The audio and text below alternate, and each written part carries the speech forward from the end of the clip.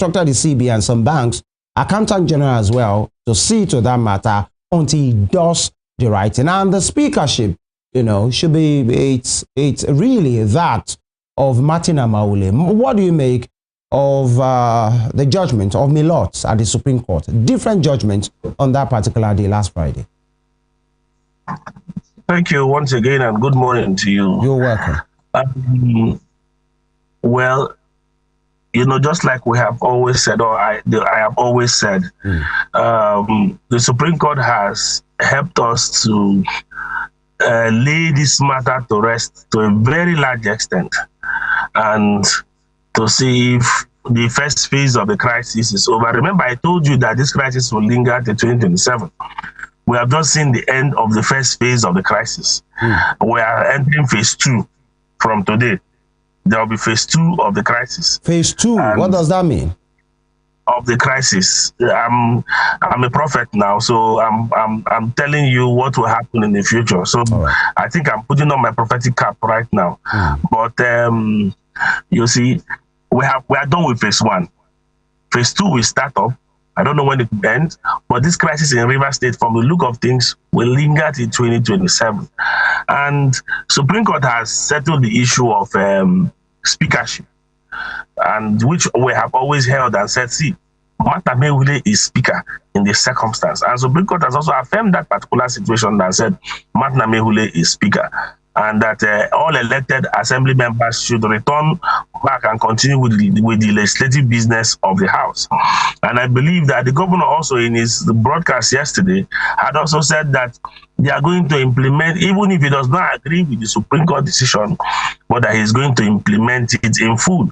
He has as well given directives to the local government chairman to hand over to the HLGA, as well as I think there are measures to see how they would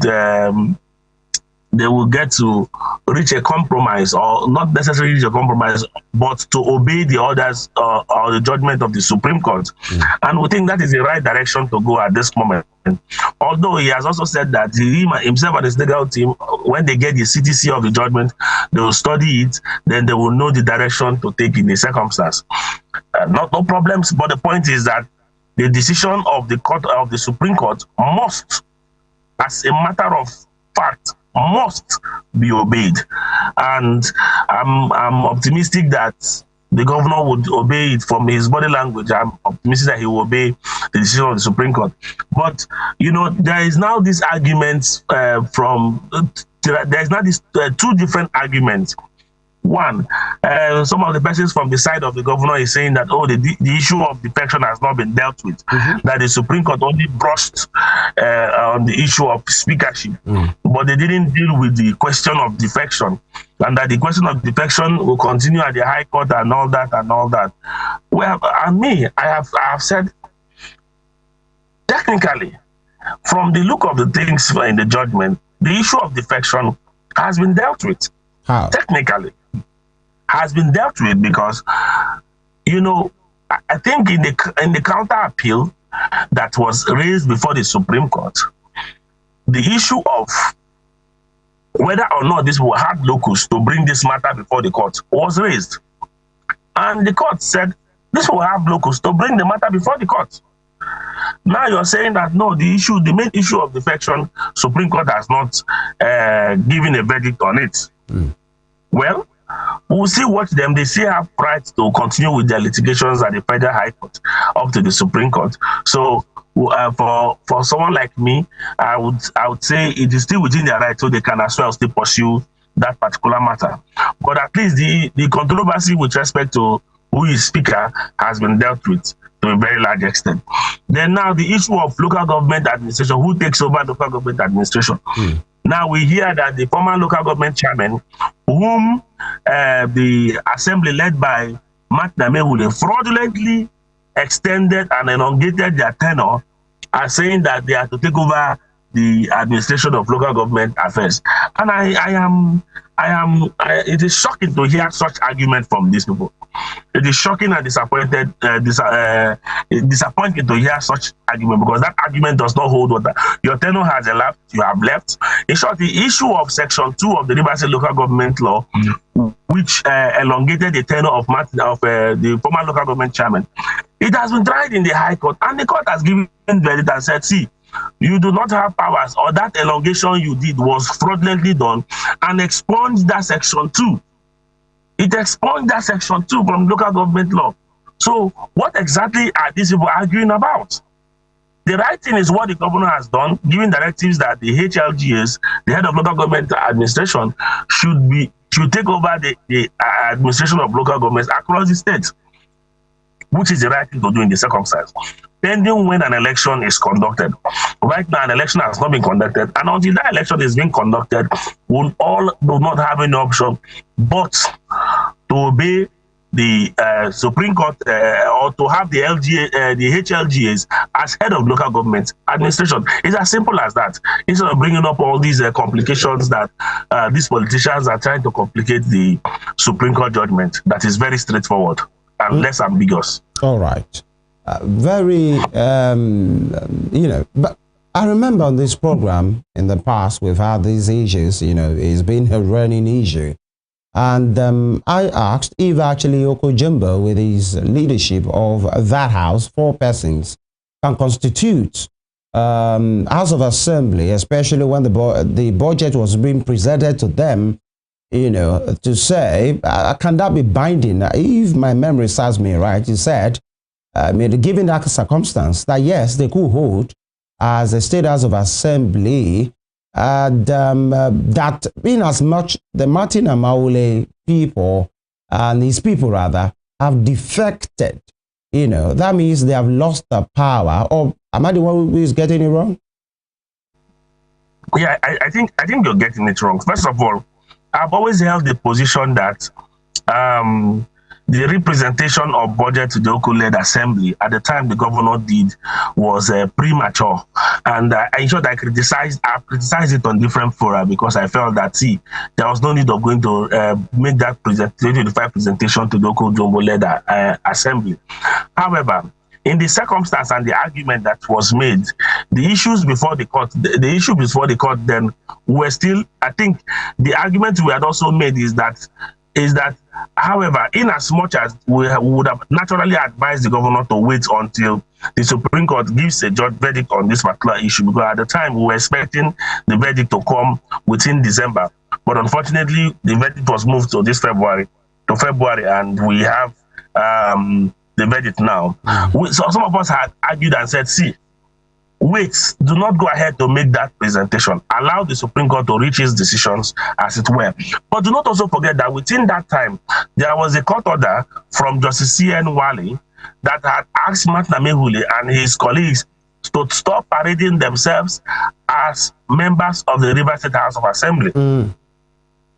And I had also argued, I said, if this is the court order from the court, and the court has said, stop parading yourself, that court order must be obeyed. My stand is whether the court order was rightly or wrongly reached. Whether it was rightly or wrongly reached, that is a court order, and it must be obeyed, pending when there is a superior argument or a higher court gives a decision on the said issue. The issue of Oko's speakership, we have always argued and said that it cannot stand the face of law. But of course, because you cannot preempt the court, we refuse to delve into the reasons why we said it cannot stand the face of law. Oko's speakership cannot stand it because it was built on fraud. And you cannot put something on nothing and expect it to stand. All right. I have made that argument severally. And I've said, no, this cannot work. Because Oko woke up one morning and declared himself speaker. And if you wake up one morning to declare yourself speaker, what do you expect? So, in short, the day Oko declared himself speaker, on my Facebook, I went there, I said, Oko is not speaker of the Rivers State House of Assembly.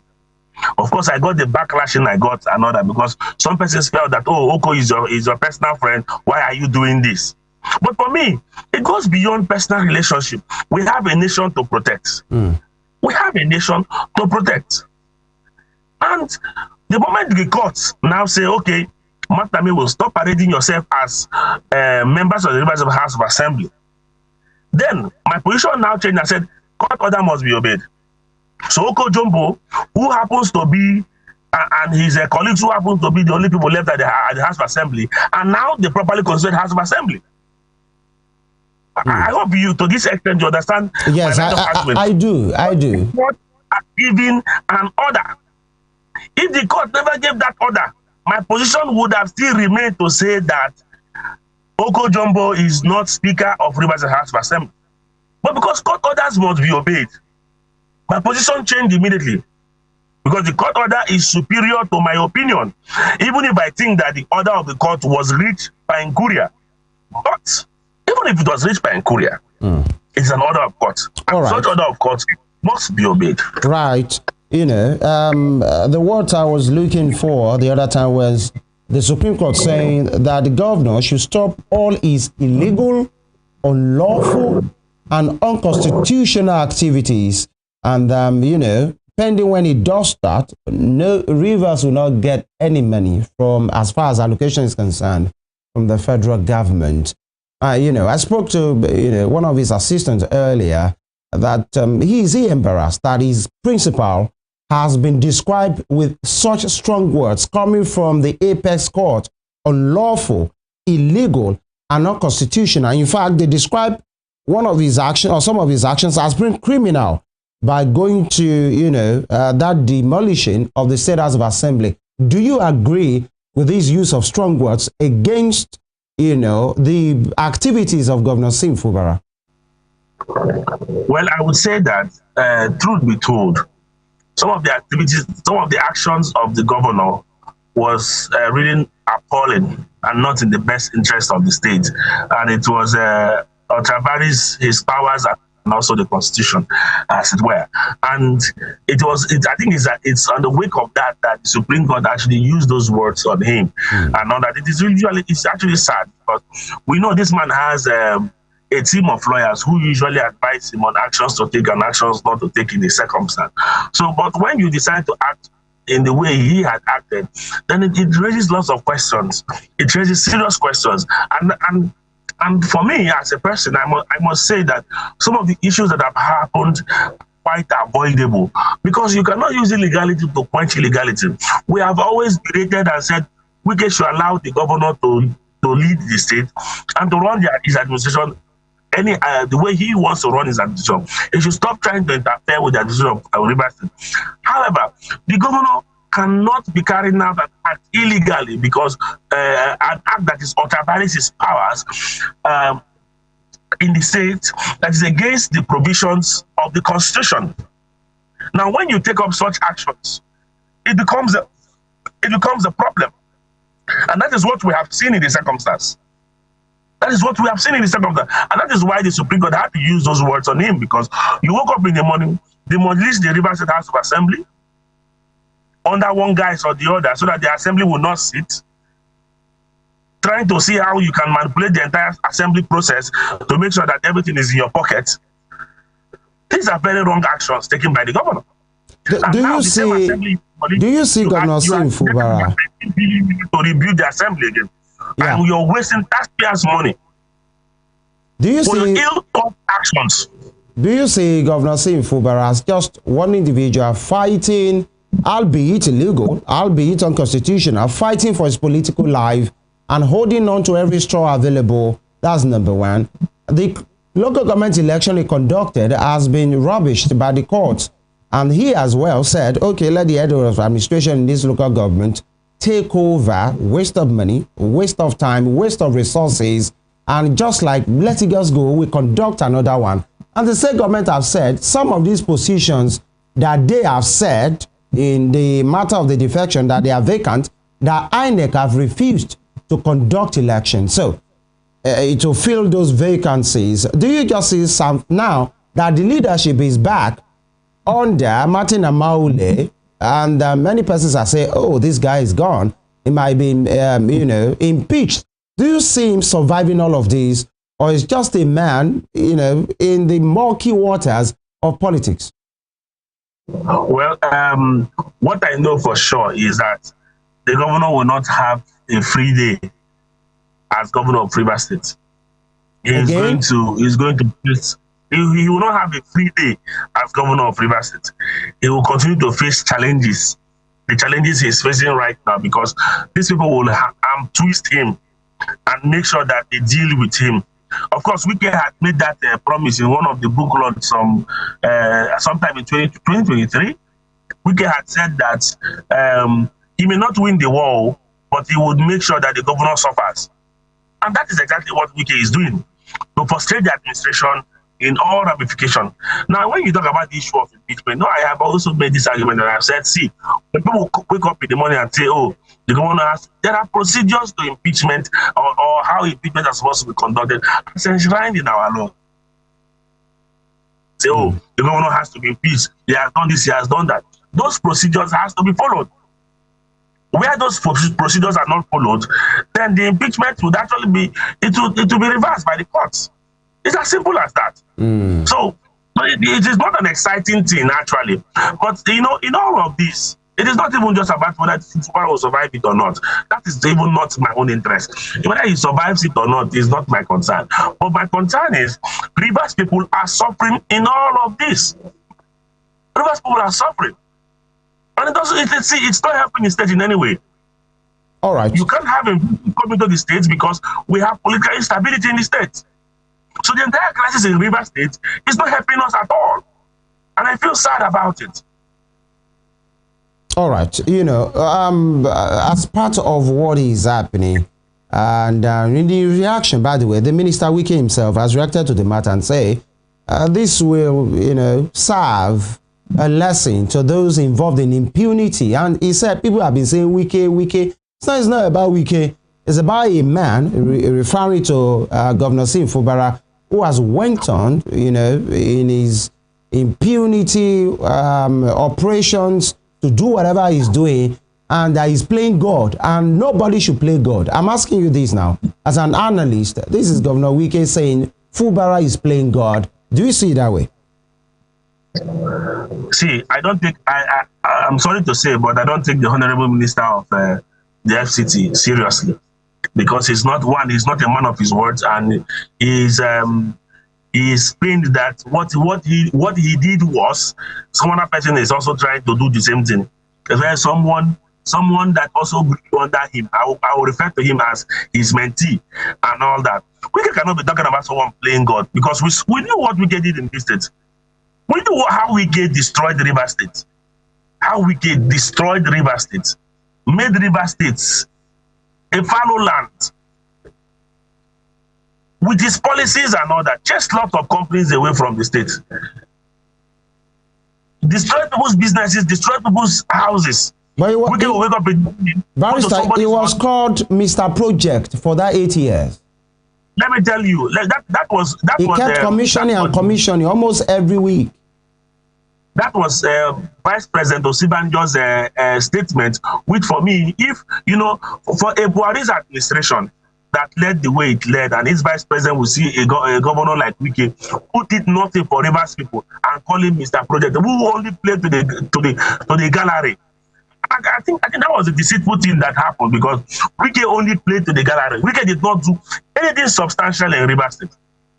For 8 years, rather, Wike took us 8 years backward. 8 years backward. Rivers State has experienced what good leadership looks like.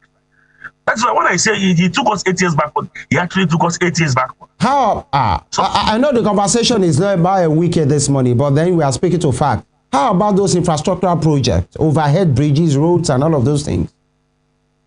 How many of the, if you come down to Port Harcourt and see some of the overhead bridges, you yourself, you would even be tired, because, like, for example, the one at Ikoku, you can stand on that overhead bridge, play football on top of it during peak hours, and no vehicle is flying through it.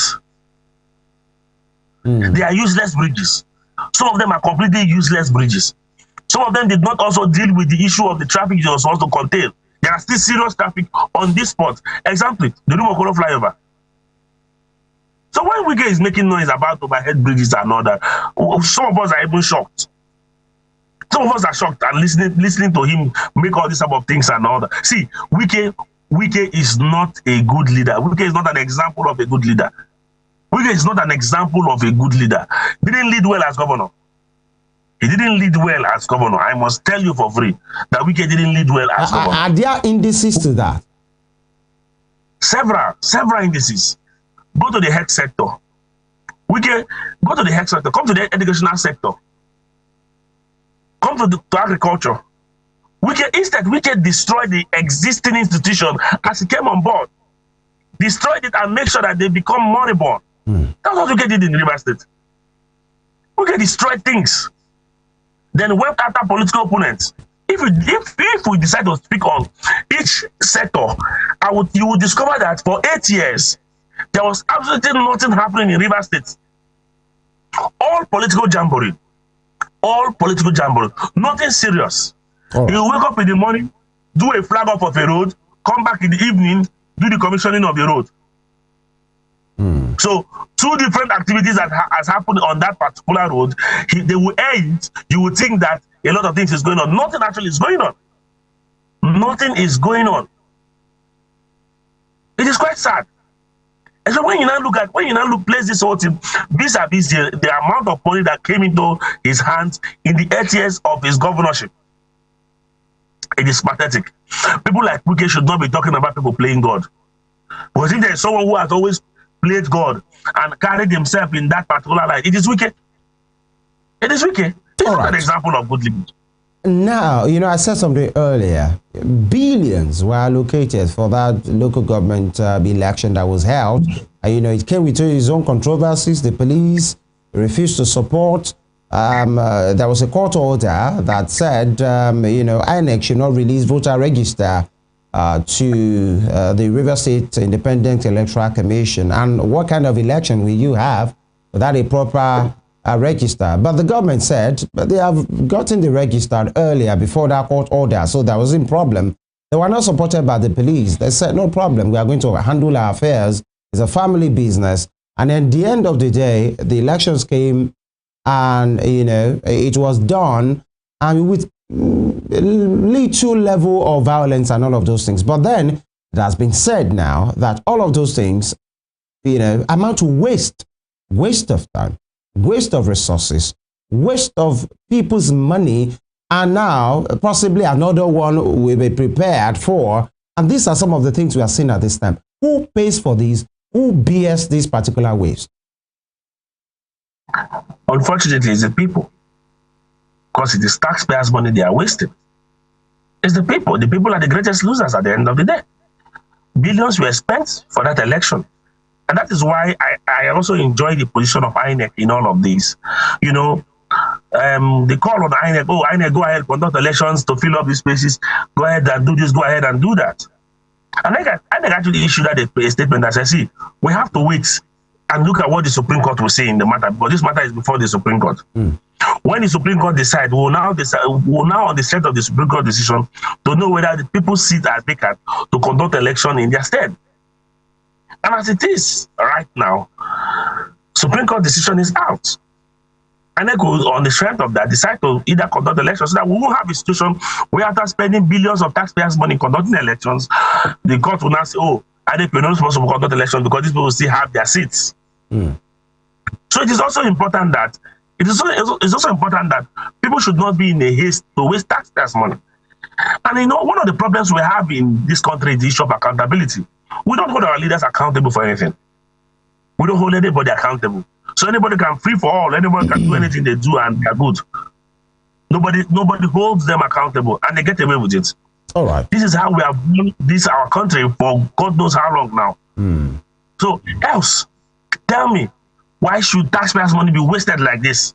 Somebody's head would have gone for this. But one will say, in his camp, there are lawyers, there were lawyers, there are still lawyers who, there are essays on essays and essays and essays, and even Commissioner for Justice in the state and all of, nobody can say is bereft of legal counsel. So when, not just Sasim Fubara in this case now, because and this is not just us alleging, the Supreme Court has spoken on the matter. When governors go in this route to just go ahead and establish whatever they think they want to do, where does the counsel lies? Are we saying they are all surrounded by sycophants, or it is the leader that says this is where we should go, so you should rather walk the question to the answer or the answer to the question?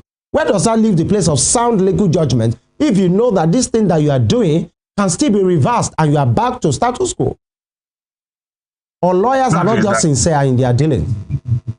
Truth is that political leaders are surrounded by sycophants. Most political leaders also gather sycophants on purpose. They gather people who would not challenge them, who would tell them what they want to hear. Some of these persons, when you even advise them, they do not take advice. They act on their own whims and caprices. Let's not also forget that the court also played a role in causing this wastage of taxpayers' money. How? There were conflicting judgments. Yeah. There was a judgment that said, do not go ahead with the election. There was another judgment that said, okay, go ahead with the election. The court also played a role in all these things. And that's why we are saying that there's a need for complete and total judicial reform. A complete judicial reform. Because it's really quite sad with what is happening. Right. You know, I take this, and it's good that we are talking about your own jurisdiction, your PPA. That's what we call it, you know, when you're in the youth service, and all of those things. This is your core area, law. You know, we've been hearing this for long. Judicial reform, from Justice Ways to other justices, to Justice Tanko, to Justice Ariwola. Now we have my Lord, Justice Kekerekun. When she came on board, part of what he said is corruption will not be allowed. This is a new time and all of those things. And you might be afraid that she might, you know, fulfill her time and all of these things. We are still back. Who should take the bull by the horn in this judicial reform? You know, there have been people, even justices, saying, yes, we know we have issues. How do we fix the issues? Who should call for it? The executive can also pretend on what is happening at the judiciary, because some of them are beneficiaries. We know all of these things. Who should start this? Where should it start from? This reform that we keep hearing. You have just, you know, said it again this morning.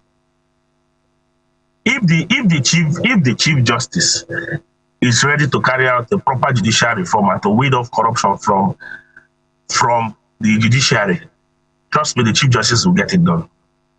But in my own calculation, I just think that the chief justice, unilaterally, can she do that? Or the NJC? Yes. There are reforms, there are policies you can actually take, there are steps you can actually take to make sure that you weed off the judiciary of these corrupt practices. Of course, do not also rule out the fact that corruption will also fight back. Don't rule out the fact that corruption will also fight back. But I think that the Chief Justice has not done enough. Has not done enough to deal with this issue of corruption. Let me also tell you something. And why some of us have also raised up some questions with respect to some of the actions of the Chief Justice in this circumstance. The Chief Justice came on board.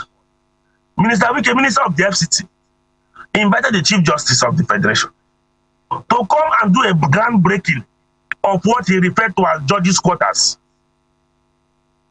for justices of the Court of Appeal and justices of the Supreme Court and some of Federal High Court. And you ask yourself, what is the business? What is the business of the FCT minister in building judges' quarters? Especially before courts that he has litigations, interest in litigations. Barrister, are you saying that is illegal or that the optic is bad? It is not the business of the FCT minister.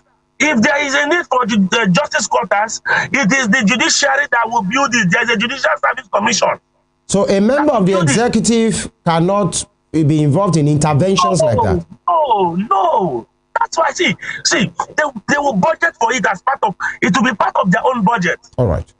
They will budget for it. We have to do. But what did we see? We saw a situation where the Chief Justice went ahead, did the groundbreaking.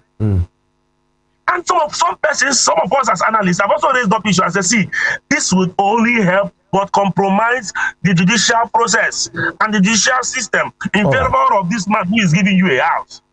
Let's not forget, we did the same thing in River State. Build judges' quarters. It is the judiciary that is supposed to handle that aspect. All right. Well noted. When the commission did, those judges who did not get the quotas, they gave them 150 million.